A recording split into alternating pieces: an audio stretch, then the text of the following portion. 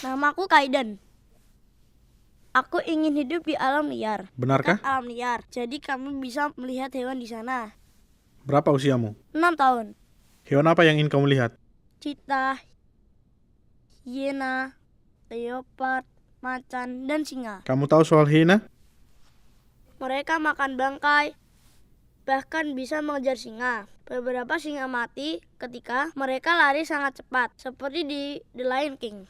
Hiena tertawa juga? Mereka seperti hahaha atau seperti karena mereka jahat. Mereka seperti wahahaha. Seperti yang semua orang tua tahu, kebanyakan bocah jarang mau tidur pada jam tidur. Tapi di suatu malam gelap yang dingin, Kaiden sedang tidur dan bermimpi dikejar hiena. Dia nonton Lion King sebelumnya hari itu, dan kini dia yakin hiena jahat keluar dari TV dan mengejar dia. Bukannya mendengkur, Kaiden justru menangis terseduh-seduh. Ada hiena di almari. Lalu aku bangun. Ayahnya mendengar dia dan bertanya, apa Kaiden mau didoakan agar Yesus menolongnya dari rasa takut. Kaiden bilang, apa Yesus bisa kembali dari gereja? Ayahnya tersenyum. Yesus tidak tertinggal di gereja, nak. Yesus bersama kita melalui rohnya. Lanjutnya, semua orang merasakan takut, kadang ibu dan ayah juga. Tapi Tuhan menyertai mereka melalui Roh Kudus juga. Kamu mau ayah minta Tuhan menyertaimu oleh rohnya? Kaiden tersenyum dan berkata, tidak apa, dia sudah di sini. Setelah takut hiena, aku dulu takut bayangan. Tapi sekarang aku tidak takut apapun kecuali film Ninjago. Itu pun cuma 1 episode.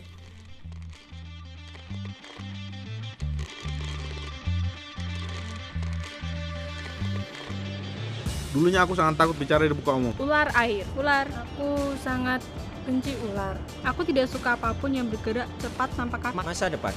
Aku tak suka laba-laba. Aku tidak tergila-gila soal mobil yang bergerak sendiri dan hal-hal seperti ini. Kecoa terbang. Semua jenis serangga. Sejujurnya, dulu aku takut gambar paus yang ada di kolam renang. Ketinggian. Laba-laba. Badut. Ketinggian. Aku benci cacing. Kalau diiris, mereka jadi 2. Aku sama sekali tidak suka tawon. You? Ya, Hiu. Meskipun mereka kelihatan keren juga. Belum pernah disengat, jangan sampai.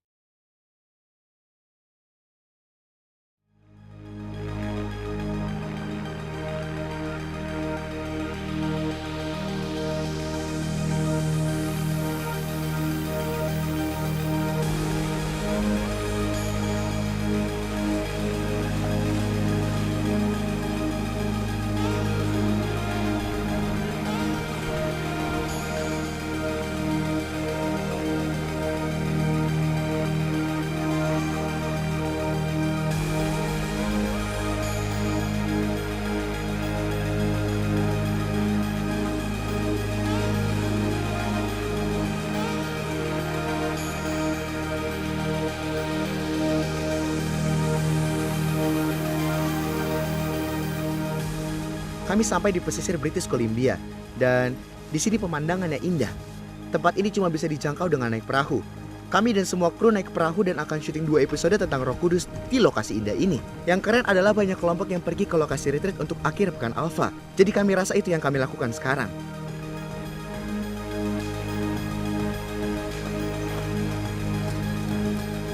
Kadang saat memikirkan Tuhan, kita membayangkan Dia jauh terpisah dari hidup kita.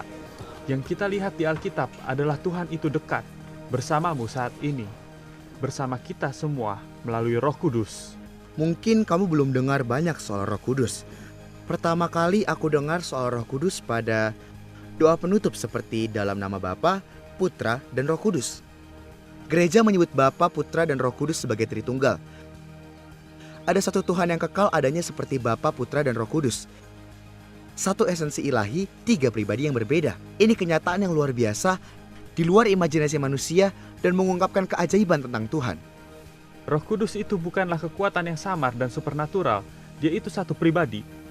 Aku suka berbagai gambaran tentang dia di Alkitab, seperti penghibur, penolong, pembela, pemandu, roh hikmat, karunia Allah, dan roh Yesus. Jadi dalam sesi ini, kita akan meneliti Alkitab dan sejarah, serta cari tahu siapa itu Roh Kudus dan apa yang diperbuatnya. Roh Kudus hadir saat penciptaan semesta. Dia menghembuskan kehidupan kepada manusia pertama. Di Perjanjian Lama, Roh Kudus menguatkan orang-orang demi tujuan Allah, memenuhi orang-orang tertentu di waktu tertentu demi tugas istimewa. Misal Roh Kudus memenuhi Simson dengan kekuatan khusus demi melindungi bangsanya. Dia memenuhi pria bernama Gideon, memberinya keberanian untuk memimpin saat situasi mustahil. Roh Kudus memenuhi pria bernama Bezalel dengan kreativitas. Keluaran 35 dikatakan, dan telah memenuhinya dengan roh Allah, dengan keahlian, pengertian, dan pengetahuan dalam segala macam pekerjaan.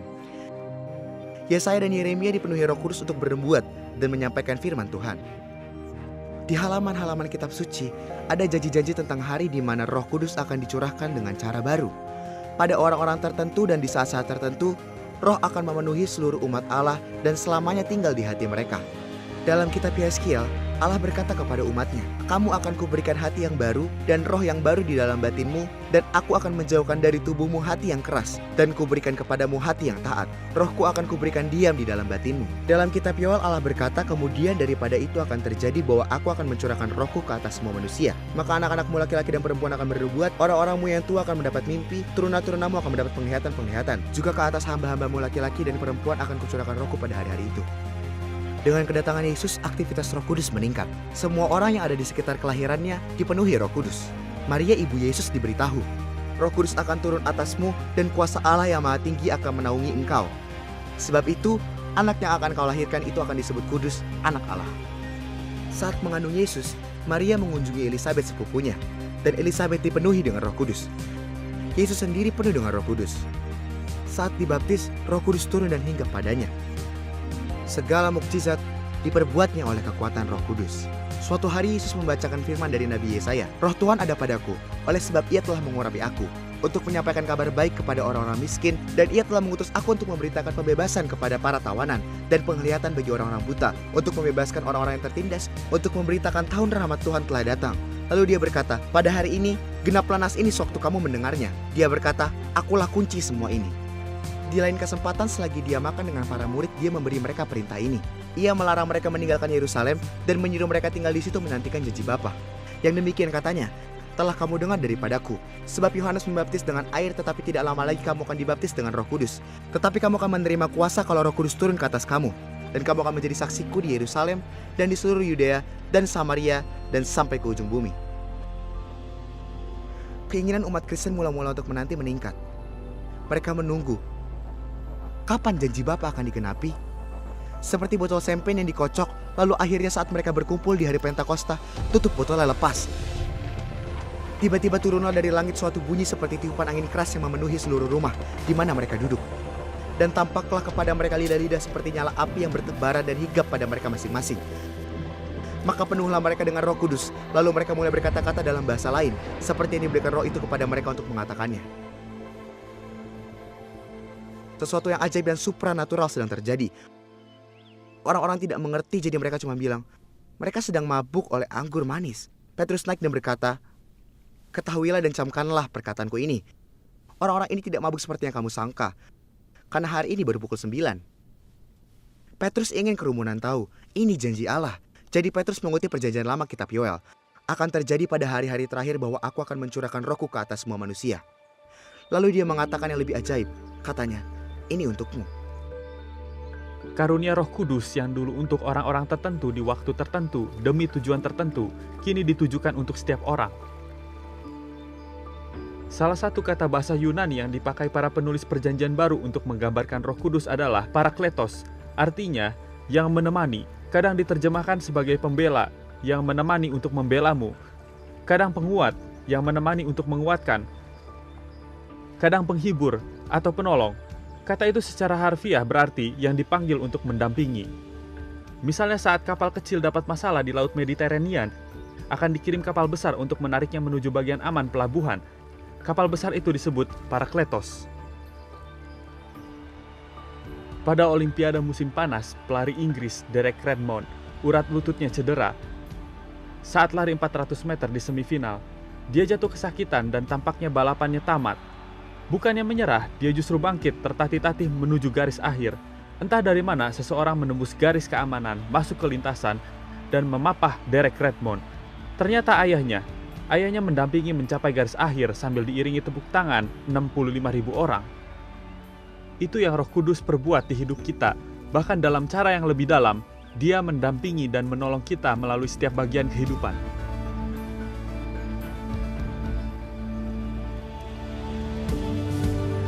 Kurasa itu hadiratnya, hal yang ditinggalkannya untuk kita.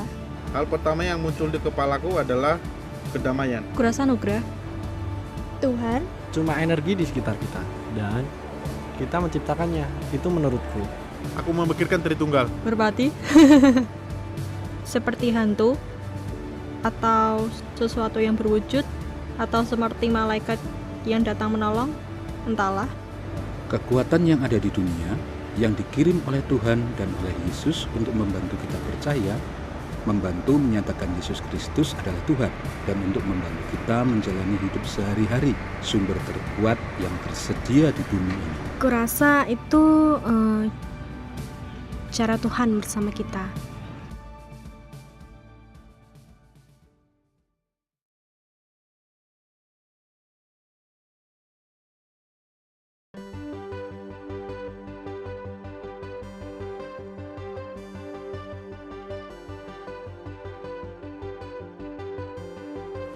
Ada banyak hal ajaib yang diperbuat Roh Kudus dalam hidup kita. Misal Roh Kudus membantu kita mengenal kasih Allah secara pribadi. Membantu kita mengetahui pasti bahwa kita bagian keluarga Allah. Roma 8 berkata, Roh itu bersaksi bersama-sama dengan roh kita bahwa kita adalah anak-anak Allah. Sebelum itu, si penulis menjelaskan bahwa tetapi kamu telah menerima roh yang menjadikan kamu anak Allah. Saat kita beriman pada Yesus, kita diangkat jadi anak Allah. Itulah keistimewaan tertinggi dan hubungan yang paling akrab. Lalu tulisnya, oleh roh itu kita berseru, ya Aba, ya Bapa. Kata Aba seperti mengucapkan ayah atau papa. Berbicara soal kedekatan dengan Allah dan semacam kasih pengubah hidup kita. Dan Roh Kudus ingin kita kenal kasih itu tanpa ragu. aku bertumbuh di keluarga yang keras. Ibuku pemabuk berat dan ayahku sangat kasar memperlakukannya. Saat aku 4 tahun, aku dan kakakku berpisah dari orang tua kami. Dan kami dibawa ke semacam tempat pengasuhan. Itulah bagaimana aku bertemu Allah melalui salah satu keluarga asuh. Itu kali pertama aku melihat keluarga yang sehat dan aku merasa aman. Saat usiaku 8 tahun, kami masih berada di keluarga asuh itu. 3 hari setelah ultahku, kedua orang tuaku bertengkar. Lalu 3 hari kemudian, ibuku mengajukan gugatan cerai karena keseharian yang jelas itu tidaklah ideal bagi kami atau dia. Tapi seminggu kemudian, ayahku yang sangatlah marah ingin mengontrol keadaan, akhirnya justru membunuh ibuku dan kemudian bunuh diri. Ya, untukku hal itu terasa seperti kurasa orang menganggap aku masih muda dan belum tahu situasi-situasi ini. Dan aku tidak bisa menerima secara logika. Namun, sebagai gadis muda, aku justru merasakan hadirat Tuhan yang berkata semua akan baik-baik saja. Aku menjagamu, katanya. Lalu mereka mendudukkan kami. Dan reaksi pertamaku cuma duduk dan menerima. Tapi lalu rasa benci datang, rasa sakit karena mengetahui ayahku memilih bunuh diri, menelantarkan anak-anaknya. Tak cuma itu, tapi karena dia juga telah membunuh seseorang. Amarah itu datang tapi bukan kepada ayahku, melainkan kepada Tuhan. Kurasa saat masih muda, kamu masih mencoba menyadari siapa Tuhan dan perbuatannya. Aku sangat marah pada Tuhan khususnya, karena aku tidak bisa paham kenapa Tuhan mengizinkan hal seperti itu terjadi padaku. Seseorang mengundangku ke gereja. dan aku pun datang. Aku tahu Tuhan ada di sana, tapi belum sampai Tuhan. Sebenarnya aku menerima Tuhan dan kejadian itu. Kejadian itu lebih dari sekedar doa biasa di akhir ibadah. Hal itu mungkin tidak akan terasa sampai kamu bertemu dengan Roh Kudus yang akan membuat semuanya jadi lebih jelas. Itulah yang kualami. Aku masih ingat saat aku hanya duduk dan menangis dan merenung. Iya benar, ada alasan kenapa aku hidup. Selama sisa hidupku, setiap harinya, aku izinkan Roh Kudus masuk ke dalam hatiku dan memakai aku. Aku sebenarnya ingin jadi penulis lagu. Aku hadir saat ibadah pemuda. Topik kami semester itu adalah tak pernah sendiri.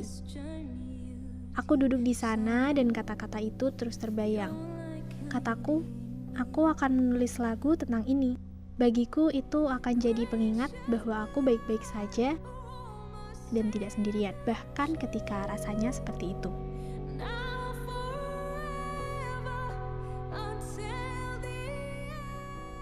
Itu pesan yang sederhana, tapi sangat jujur bahwa Tuhan selalu ada. Saat kamu tidak menduganya, saat kamu merasa tak layak atau malu. Tapi saat Roh Kudus ada bersamamu, kamu jadi kuat dan berani. Kamu jadi mampu melakukan hal-hal di luar dugaanmu.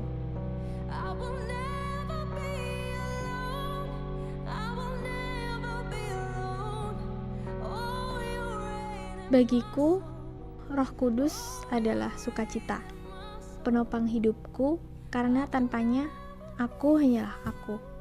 Tapi bersamanya aku jadi lebih kuat, sanggup, dan tidak takut.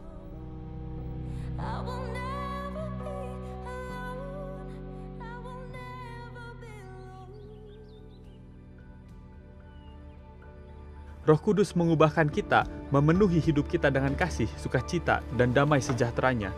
Dia menolong kita terbebas dari kebiasaan buruk. Ada banyak hal negatif yang mempengaruhi hidup kita, seperti ketakutan dan ketidaksamaan, kebiasaan buruk serta kecanduan. Rasanya mustahil bisa terlepas dari itu. Tetapi Roh Kudus membebaskan, memberikan kita kemauan dan kekuatan mengatasi dosa dan kecanduan. Sama halnya dengan pertemanan yang bisa mengubahkan. Hubungan dengan Allah, Bapa kita, bisa mengubahkan.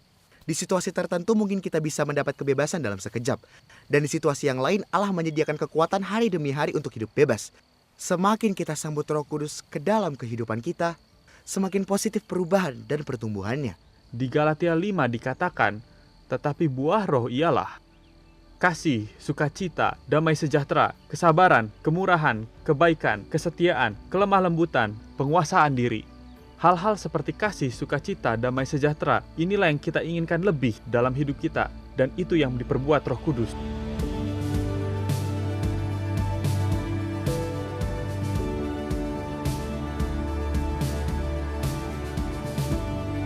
Kesabaran. Aku berhenti mendengarkan setelah kesabaranku habis. Maaf. Penguasaan diri belanja adalah masalahku. Ya. Menemukan kedamaian itu sangatlah sulit.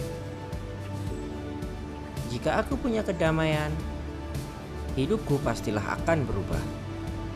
Kesabaran, karena aku orangnya selalu tidak sabaran. Jika aku punya sedikit lebih saja rasa damai, mungkin aku lebih bahagia. Jika aku tak punya banyak pikiran dan tidak khawatir soal banyak hal. Damai. Karena jika kamu punya kedamaian, ia akan membawa sukacita, kasih, kebaikan. Kasihlah yang terbesar. Ya, aku orangnya mudah tersinggung. Jika punya kendali diri, itu mungkin akan mengubah banyak hal dalam hidupku. Kedamaian. Kasih. Aku tidak ingat, maaf, sebutkan lagi.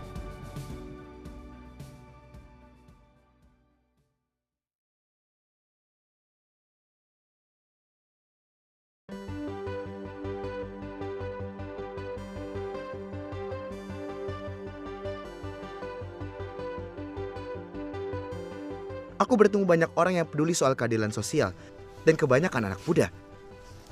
Ada keinginan tulus melayani sesama, dan aku suka itu. Ada keinginan mengubah dunia. Dan itulah hal terakhir yang akan kita bahas, yaitu tentang bagaimana Roh Kudus memampukan kita untuk melayani sesama. Paus Francis berkata, kami yakin Roh Kudus memberikan gereja kuasanya, keberanian yang teguh, untuk memberitakan Injil sampai ke ujung bumi.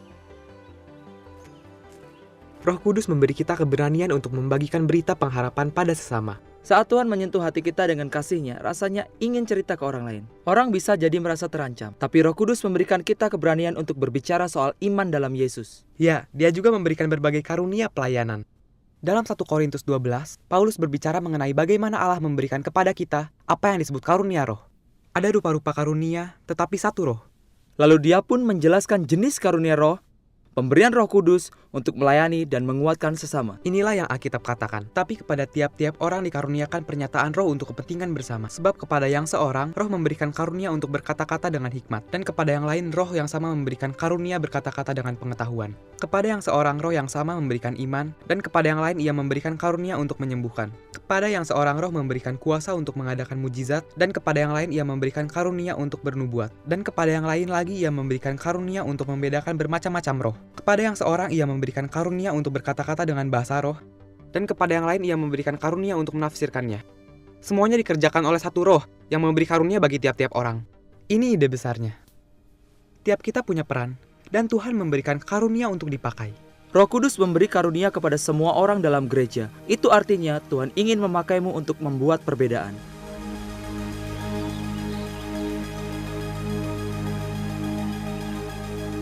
Hidupku tersentuh oleh orang-orang yang memakai karunia roh mereka. Biasanya hal itu terjadi pada momen-momen biasa, seperti ketika orang mendoakanku atau saat ngobrol dengan teman, dan perkataan mereka membawa harapan dan kejelasan pada situasi yang membingungkan.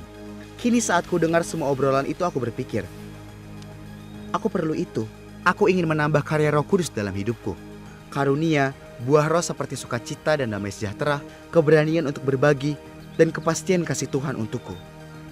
Ada keinginan dalam hatiku untuk dipenuhi lebih lagi dengan Roh Kudus.